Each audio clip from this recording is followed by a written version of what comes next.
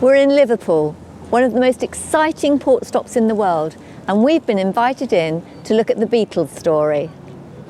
So we're in the Beatles Story in the heart of Liverpool. They're going to tell me all about it, and I'll tell you all about it. At the beginning, they tell you how the group was formed. George and Paul were friends already. John had a band, needed somebody, so they joined with him and made the Quarrymen. And you get bits from Paul speaking himself on the audio. This is where the Quarrymen came from, Quarrybank School for Boys.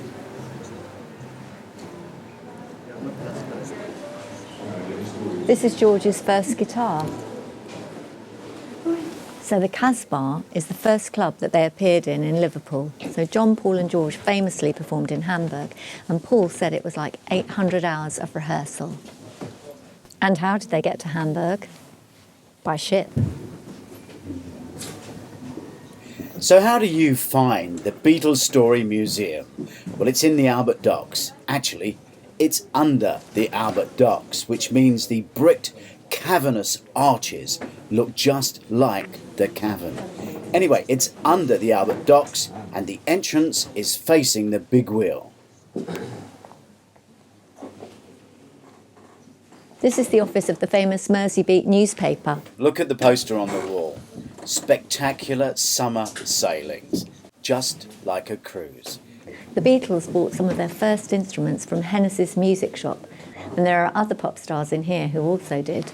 After 300 performances in the Cavern, the last one was on the 3rd of August in 1963, and Brian Epstein promised the audience that the Beatles would be back.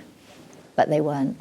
On the 27th of May in 1973, after numerous problems, the Cavern closed its doors forever, despite vociferous protests from fans. A few years later, the warehouse above was demolished to make way for the Mersey rail line. This never happened, however, and in 1984, a new shopping complex called Cavern Walks was built on the site, part of which includes a Cavern Club and a pub called Abbey Road. Brian Epstein wanted to be an actor and studied at RADA with Albert Finney and Peter O'Toole. He left because he realised he was too much of a businessman, and back home in Liverpool, his father put him in charge of the family store's record department. So just look at this chart. It just shows you how different the Beatles were. Look how different their music was from everything that went before. Epstein made the record store one of the biggest music outlets in the north of England. It's interesting. It's a letter that Brian Epstein wrote to the Beatles. Epstein was considered the fifth Beatle, and when they were awarded their MBE, they said it stood for Mr. Brian Epstein.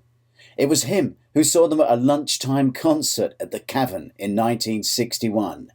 Him who changed their scruffy look into the clean-cut image that is a legend today. It was Mr. Brian Epstein who managed and made other acts like Jerry and the Pacemakers, Billy J. Kramer, who has a statue on the dock front where he was a boat hand, and you can see that in Gene's film of the Albert Docks.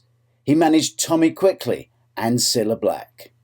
Their early studio is also seen here at the museum, and we would like to thank the Beatles Story Museum for allowing us and helping us to make this film. It is a fantastic place and definitely a very important part of British history. The story unfolds in the headset with quotes from the Beatles and their friends. I was lucky enough to have seen them in 1963 at the Walthamstow Granada. So this brought back a lot of memories for me.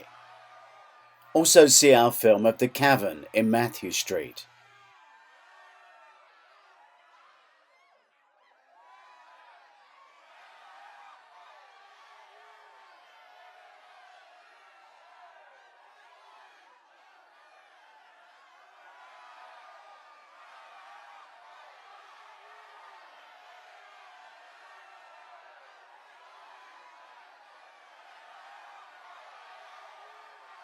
This is them in 1969 on the roof of their headquarters in Savile Row.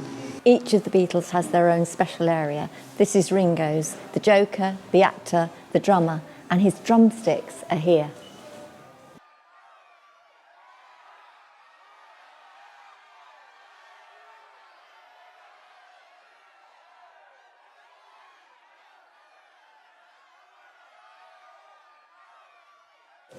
These pictures reflect the Yoko Ono period when John was writing Imagine.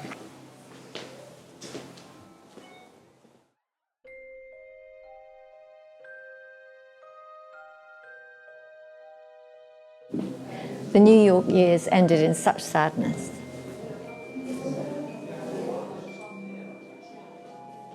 Also on Doris Visits, we have a number of films on New York.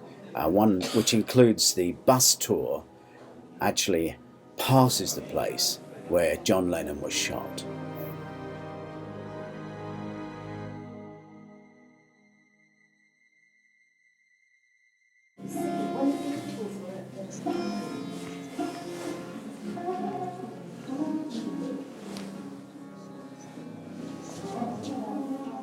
And after you've done the tour, there's a discovery area for the children and some adults. Also see our film of the Cavern in Matthew Street, our guide of Liverpool and the Albert Docks, and just about every other port dock destination in the world here on Doris Visits. Thanks for joining us. Happy cruising.